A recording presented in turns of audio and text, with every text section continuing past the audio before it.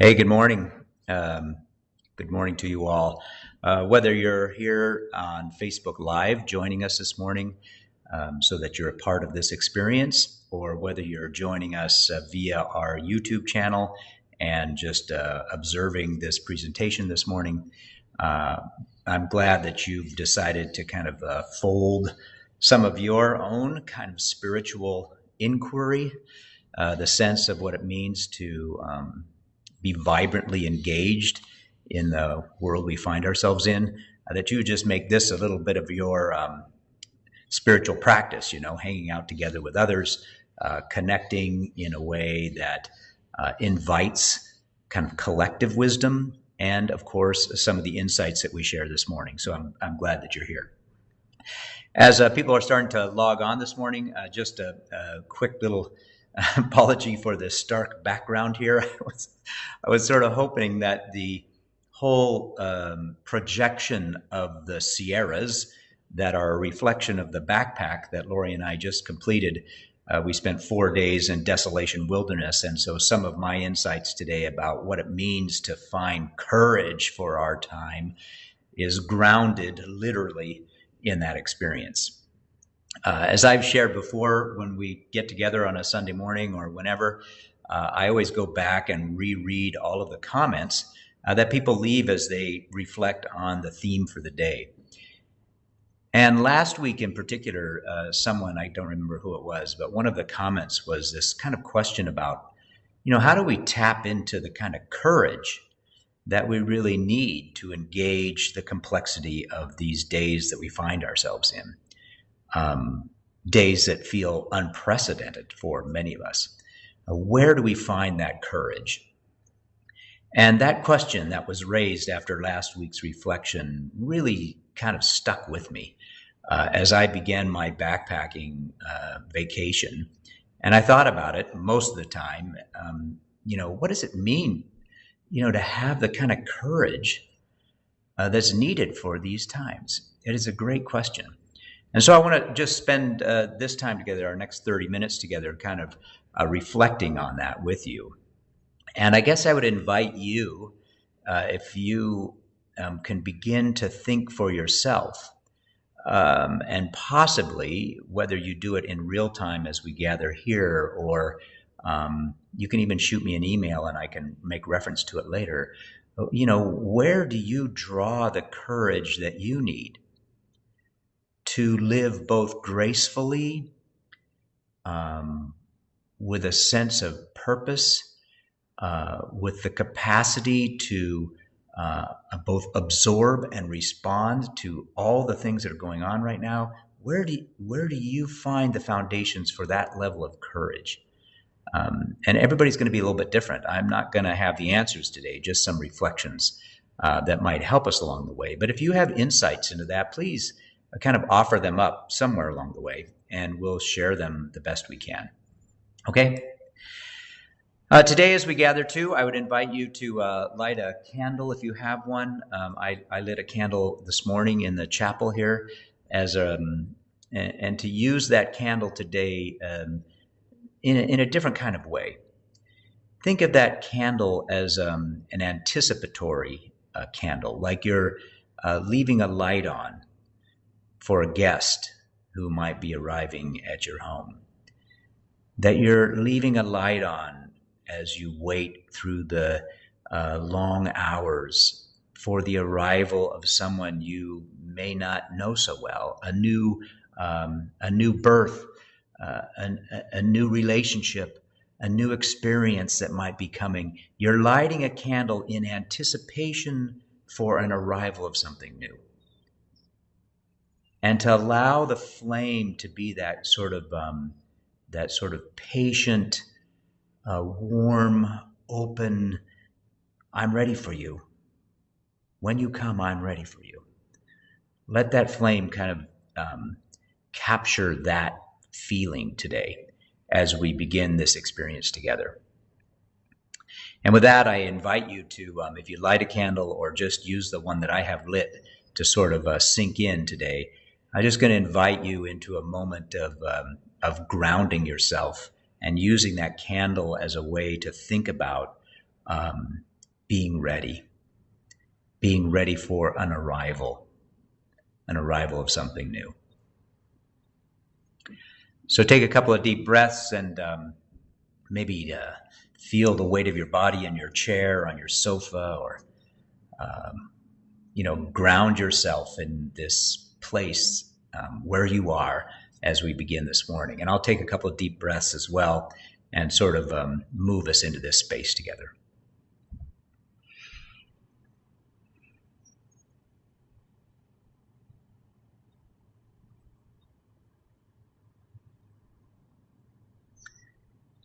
And as you settle in this morning, wherever you find yourself and you feel the weight of your own flesh and bones connected to the vibrancy of earth,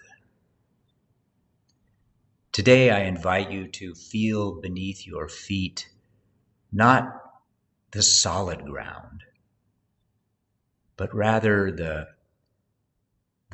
kind of dissolving ground, the flow, the energy of earth that is constantly at work beneath your feet. The way the earth is simply filled with abundant life that is always inviting us into the breath of a new tomorrow.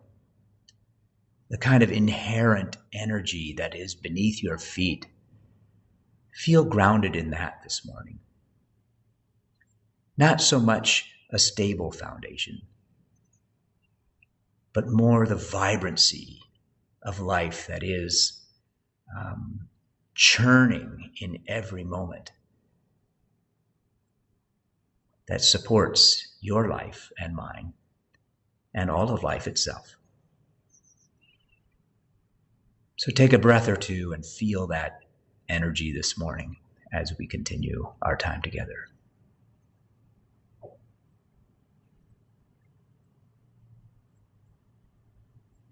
All right, welcome.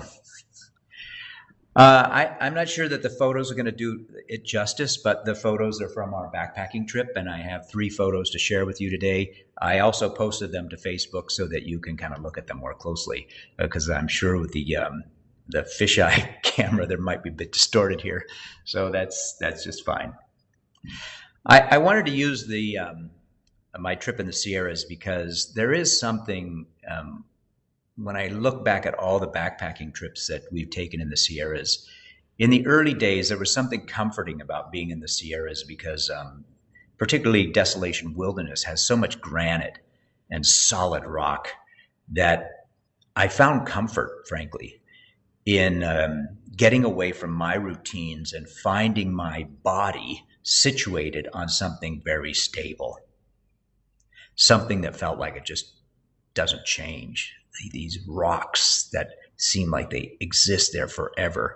These foundational pieces felt so absolute. And when you could kind of stop with all the, frazzled experiences of life and just for a moment pause on a piece of granite that has such weight and mass and density, frankly, my heart calmed down, right? I felt reassured there's something stable in the world.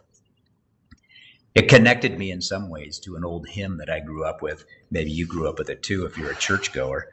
There's an old hymn called "My Hope is Built on Nothing Less." And the chorus to that is, "On Christ, the solid rock I stand. All other ground is sinking sand." Remember that old hymn? In some ways today, I want to remind you that there is nothing that is stable.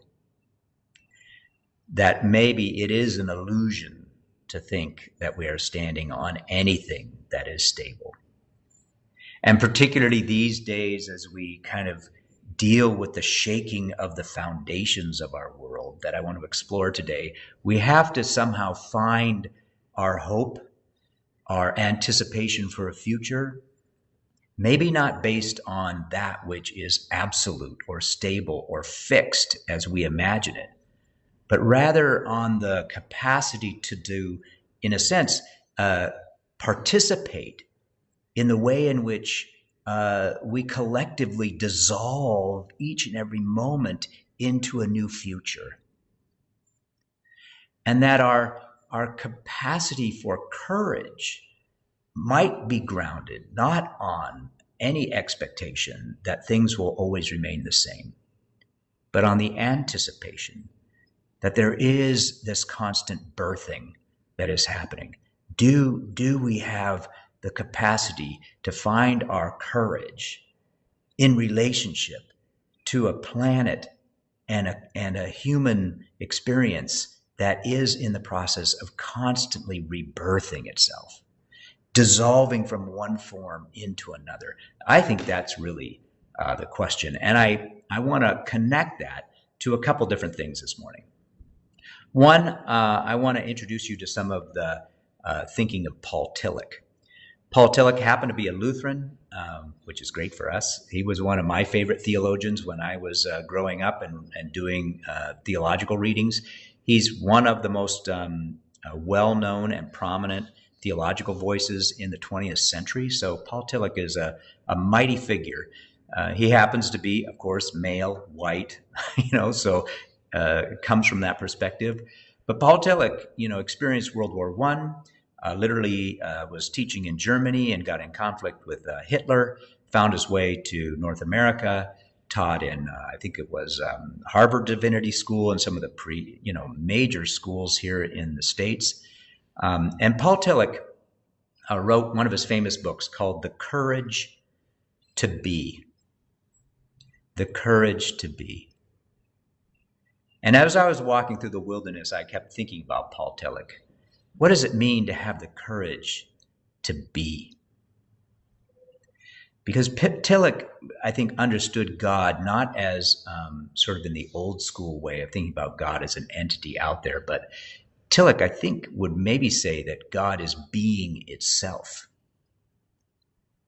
And possibly, I'm not sure he would go this far in his time, but today he might come to the conclusion that not just like being as how humans understand it, but like being the whole enchilada, right? That God is the whole enchilada. And while we might think of that whole enchilada as being something stable that was created and is kind of controlled by God, Tillich wouldn't agree with that. He would say that being is a dynamic thing. It's not a fixed thing. That we participate in being collectively together as it is constantly changing and evolving and shifting. And so it requires that we find courage to be. I love that way of thinking, right? But how can you find your own courage to be? And to be in two ways, I think. And the two ways I want to summarize this way. One is what I call life at the seashore. Last week, we used a piece of poetry from a woman, Miss Inez, and she had this piece of poetry that said, every day, our name is changed, say stones colliding into waves. Remember that poem? Every day our name is changed, say stones colliding into waves. And I know and you know that every day our name, our identity, our place is constantly changing. And we, in a sense, are constantly being rolled around in wave after wave after wave, kind of working our edges, reshaping us, changing us, transforming us in each new iteration of a wave. And these days we feel like wave upon wave is upon us at some kind of fundamental, existential, almost like we're getting shaken down by wave after wave. In so many areas together, right? Our environmental consciousness about environmental degradation, a wave after wave of understanding about our impact on planet Earth. We are growing in this kind of sense of our place and maybe our destructive place in relationship to the planet itself.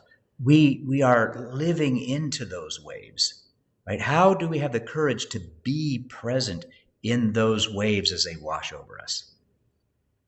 The same is true with issues about relationships, about Black Lives Matter, and understanding about how Black and brown lives have suffered so much for so many generations.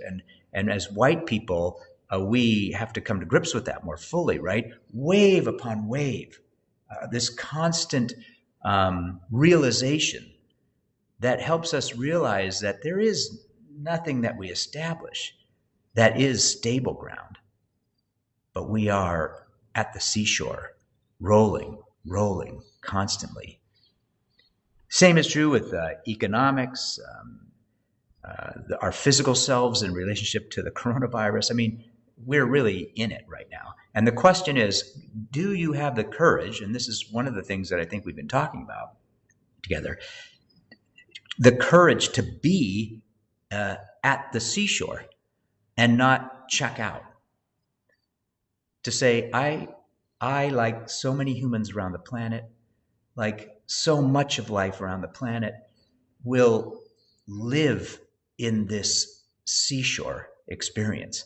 I will allow waves to have effect on me. I will feel parts of myself dissolving, and I will have the courage to stay in that long enough so that something new might be born, right? That's the courage to be. For Tillich, he thought that is the religious experience of our time. Tillich has an amazing, so that's the first one, kind of being in the experience of the constant waves of transformation. The second one is what I call the Humpty Dumpty illusion. I'm making all this stuff up as I go. The Humpty Dumpty illusion. You remember that poem? Humpty Dumpty sat on a wall. Now think about that. Wall, stable, fixed, constructed, doesn't change. Humpty Dumpty's sitting on a wall. But Humpty Dumpty, like you and me, like the planet, like the environment, like race relations, like so much other stuff that has been sitting on the wall, has this great fall. And all the king's horses and all the king's men, well, they couldn't put Humpty Dumpty back together again. I love that little children's piece of poetry, right? That little story from our childhood. There is this inner longing to just put everything back the way it was. And I experienced it again this weekend when we were coming back from backpacking. So Lori and I were in the wilderness for 4 days in this space, just wearing ourselves out and enjoying the beauty of the natural world. When we came back down into the Tahoe Basin, oh my gosh, were we in shock. We came out on a Friday and everybody was trying to get into Tahoe. And as we exited 50, it was backed up with traffic. Everybody trying to, get back to vacation mode at Tahoe. And then as we drove home, the traffic coming the other direction was just bumper to bumper. And I was reminded how much we have this urge to just, let's put things back the way they were. Let's get Humpty Dumpty, or whatever your Humpty Dumpty is, let's get that back on the wall again. And there's just this drive to do this rather than the courage to say, well, how do we put life back together in a new way? I mean, that takes courage to do that. So you're not only finding courage to be kind of in the waves, one after another, and that's hard. It's hard. But you also have the courage to watch for or anticipate the arrival of something different, something new that you haven't experienced before. It feels scary maybe to you. So those are the two levels of courage that I think we need. All right, I got to watch my time here because this is still a little fresh for me because I haven't thought it all the way through because I've been on holiday. Where to go next? Paul Tillich. Paul Tillich has this great quote, and I want to read it to you.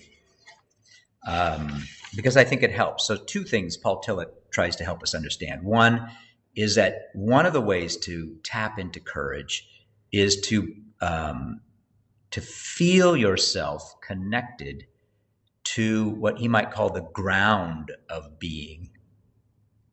And I don't think he's implying something stable, but the ground of being allows you this sense that you're a participant in something that is so grand, so ultimate, so vast, that you draw from that relationship the courage to be in it and to be ready for what's birthing itself. So that's what Paul Tillich's trying to do. And this particular quote from Paul Tillich is a beauty because it captures both the kind of breaking down that's going to happen and the anticipation of birth that we experience too, that there will be there is the possibility of a new relationship that can happen. Paul Tillich writes this. He says, the courage to be is rooted in the God who appears when God has disappeared in the anxiety of doubt.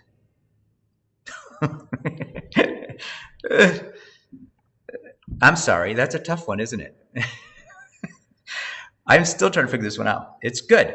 The courage to be is rooted in the God who appears, but then you hear this counter sense, when God has disappeared in the anxiety of doubt. Well, what does he mean by that? What does he mean by that? Let's try to expand it too, not just to think about the term God, because if Tillich really understands God as being, it's more like courage is rooted in this kind of truth or wonder or what it means to actually be that shows up for us even as we let go or we doubt old foundations of the way in which we experienced God or truth before, right?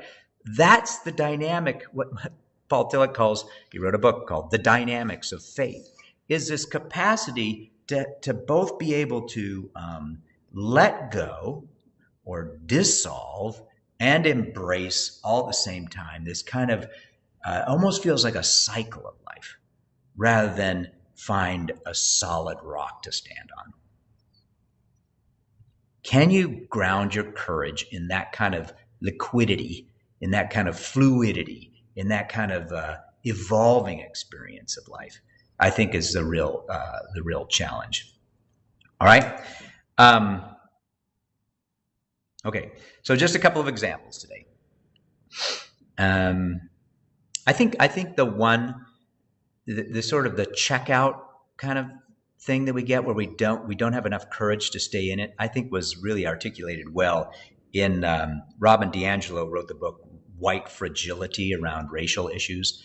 And she defines white fragility, right? That's something we experience, as a mental state in which even the most minimal dissonance around racial stress, it just becomes intolerable to us. So it doesn't take much racial stress, and we can't take it, right? And so we begin to check out. We check out by pushing back. We check out by just not even thinking about the problem anymore.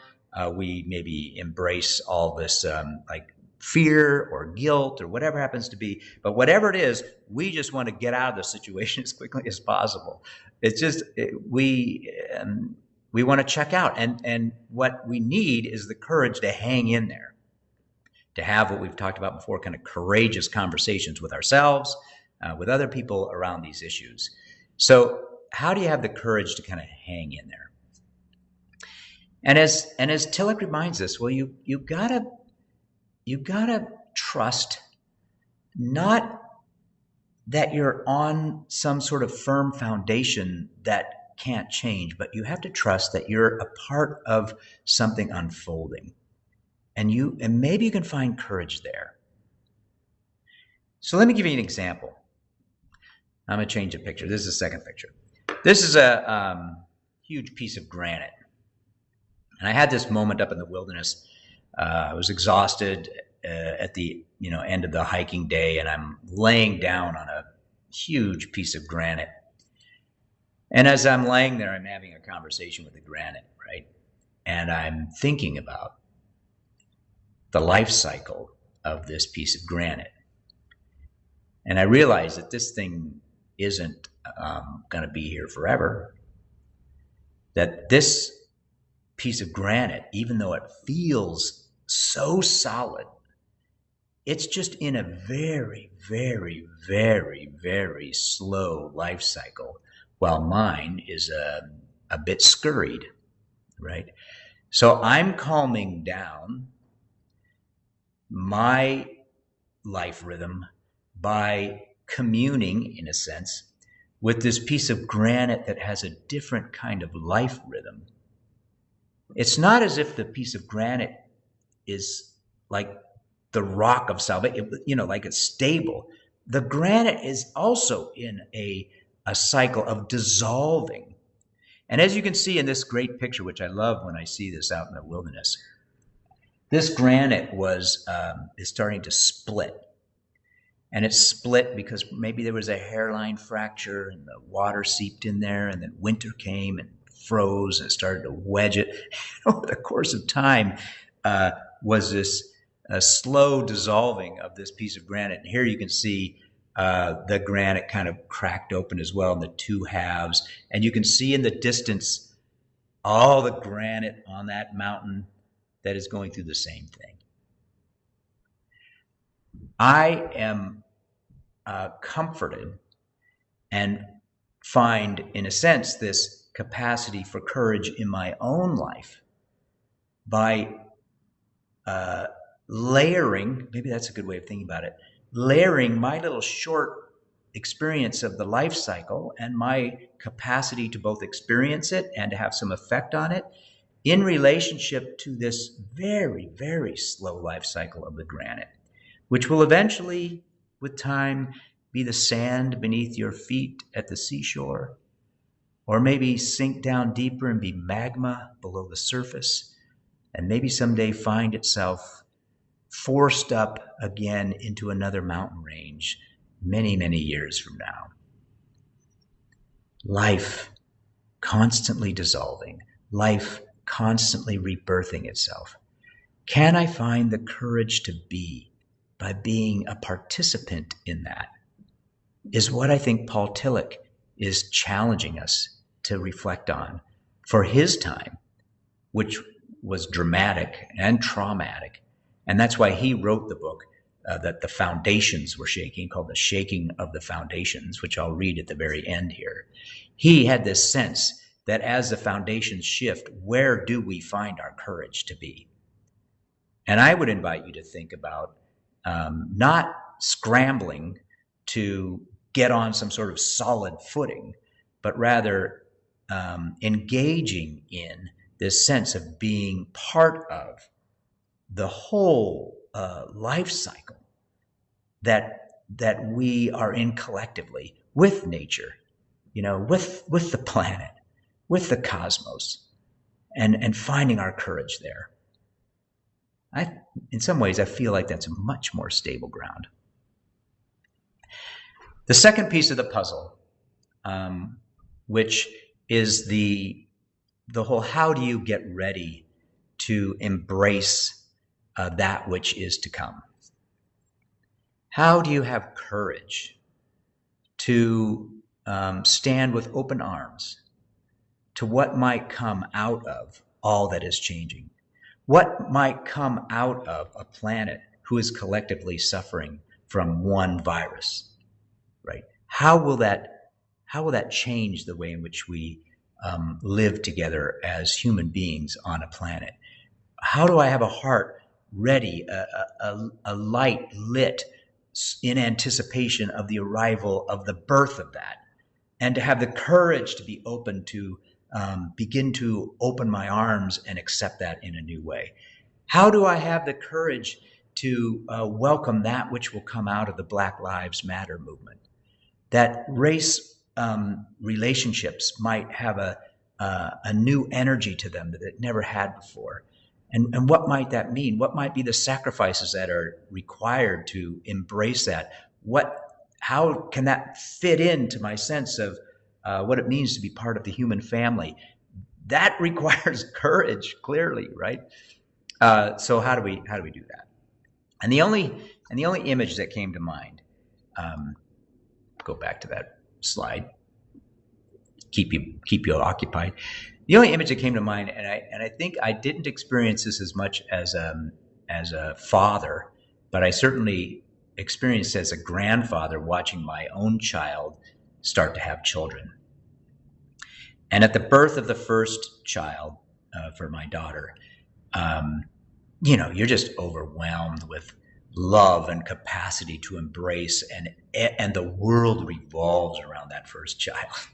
And even for me as a grandpa, right? Oh my gosh, that first grandchild was the world to me.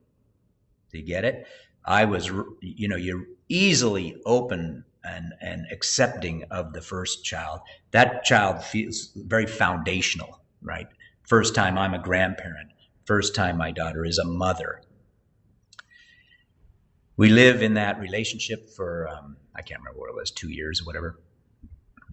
I can't remember when the next one came. And then there's another baby on the way. Well, how's this all going to work, right? Well, we love this first grandchild, Now there's another one coming, and there's some sense of, will I have the capacity to, love this new child that's coming, like I love the one that the first child. And I tell you, I was absolutely blown away by not only my capacity to welcome yet another child into this communal family, but to watch the capacity of a mother to absolutely embrace with all of her heart and soul that next child, right? And with all that child's uniqueness and special characteristics, it's like, wow, we have capacity to welcome the new child into the family. And then you get used to that dynamic, right, for a year or two. And then there's another one on the way. Oh my God, how is this going to work?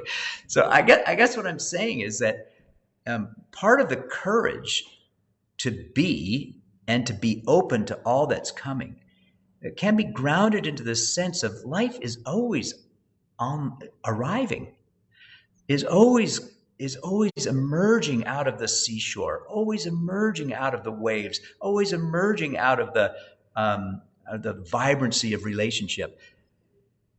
And that's the kind of vibrancy of the foundation on which I want to stand. Not some illusion of stability. Not some illusion that there is an absolute that we all have to come to and arrive at, and that's going to last forever. But rather in this dynamism of life that's happening beneath my feet and in my family system and out in the Sierras and in my own body and my flesh and blood. Can I stand on that foundation? Can I be willing to say, I too will dissolve, slow but sure, into the unfolding of life in all of its manifestations, and along my little short journey, can I embrace and welcome all that might change in my lifetime? Can that give me the capacity to be a courageous person, courageous at the seashore, courageous at the birth of yet another child, another manifestation of family, whatever that looks like? That's where I want to focus on in the next, few days or months ahead, finding my own sense of courage on that stable footing. I invite you, as you think about where your courage might kind of come from, one of the ways to do that is to think of a time when you felt courageous and kind of retell yourself or your loved one or some friend, tell them that story.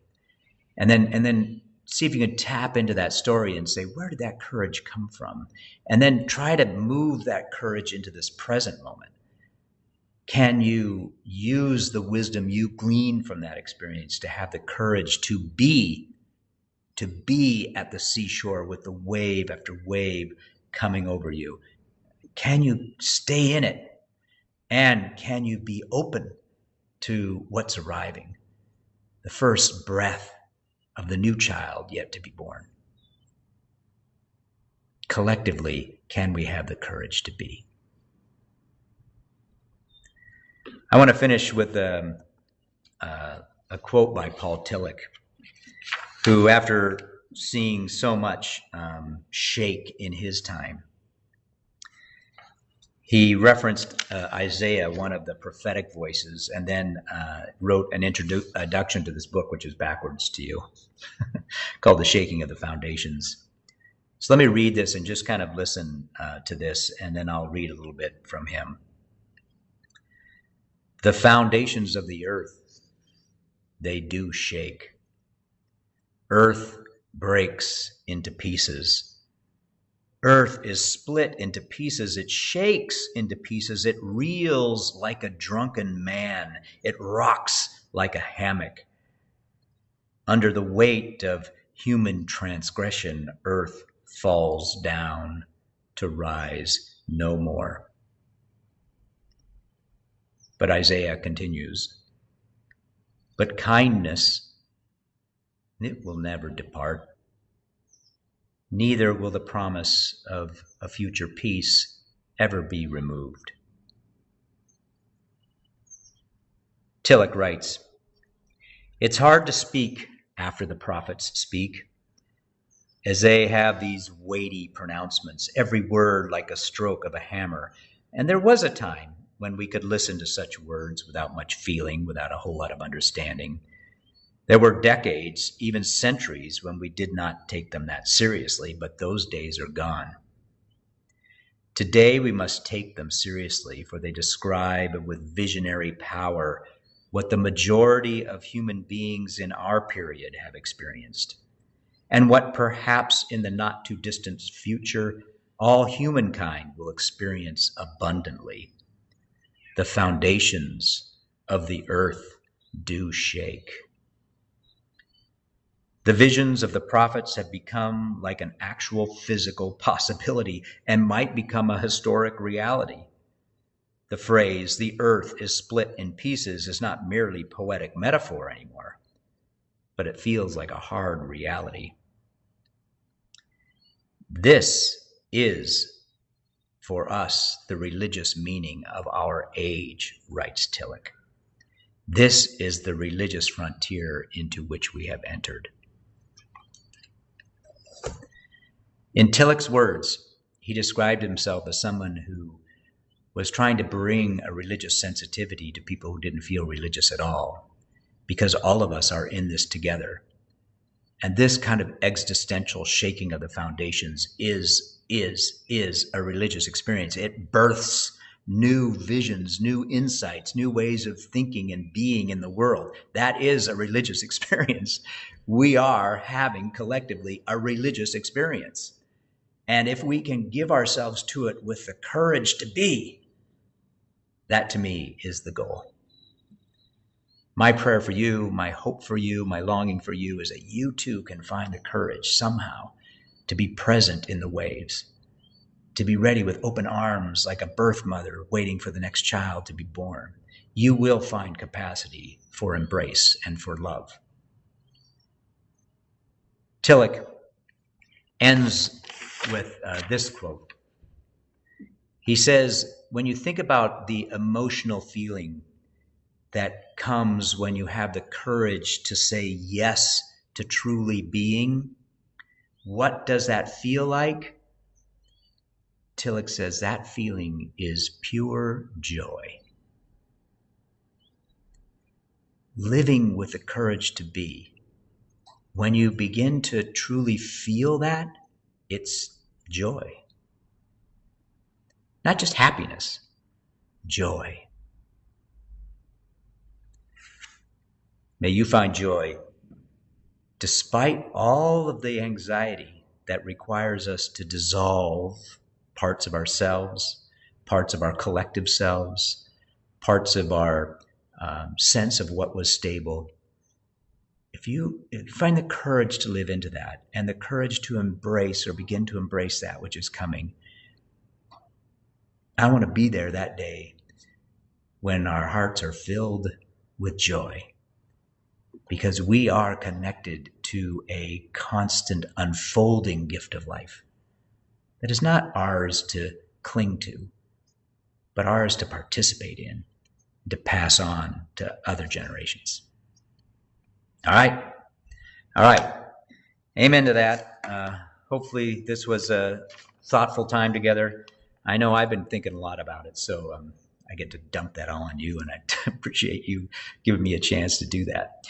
A couple of announcements today before I send you out into the beauty of the day. I think I'm going to try to go out for a bike ride today, get out in the fresh air a little bit more. Just a reminder that this congregation is continuing to figure out what do we do in the midst of COVID-19 and how do we collectively do something together physically. That task force meets this week, the 22nd. So soon you'll have some information on kind of their recommendation. Given some of the spikes in the coronavirus, my sense is that we're going to delay being together physically, but I don't know that for sure. Anyway, we'll know more on the 22nd. Also, our new council, all of our new leadership meets on the 23rd, which is great. So welcome to them. They're going to have their hands full. I just want to give you an update on what we're developing for the fall. I've been talking to the Graduate Theological Union. We've been in relationship with them last year. We're working with some of the students to think about putting together a podcast series for next year so that it has the capacity to be something that you can listen to on the fly, or that we could kind of collectively gather around and use as a centering piece if we're together. So that's something we're working on. In addition, some labyrinth meditations. So if we can't all come down here at once, there will be a possibility for you to come down and journey the labyrinth with some guided meditations on your own free time. So we're looking into that. Working on a common in-home communion service that you can do from your home that we can do collectively, even though we're separated physically. And then hopefully a digital version of our milestone program, our spiritual milestone program for our kids. Just getting launched on that and hoping to get that going by the fall as well. And then a reminder that we continue our Mark study this week now that I'm back from holiday. This Wednesday, 11:30, we'll be Zooming that experience. So jump into Zoom if you want. You'll find that post on the front of our website. Make sure to get that out to you as well. And then a reminder that Martin's still in sabbatical, but he did do a piece which I think was definitely connected to our talk for today. So listen to his piece of music and his description of what does it mean to raise an Ebenezer. And really, is there any Ebenezers left, or is it all so fluid that we're going to ride the waves into the future? I don't know. You can think about that when you listen to the song. And then finally, I got a reminder, the 2020 census is going on, so, do your part as well. All right.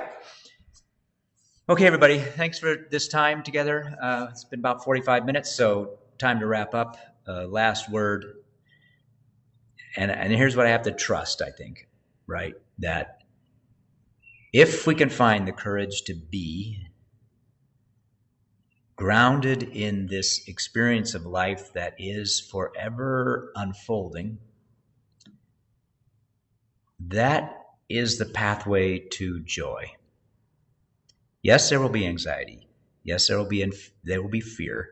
But one of the beautiful emotions that we will experience is also joy. How we all long for that and hope for that. I, of course, hope that for you as well. Peace, and have a beautiful week. Take care.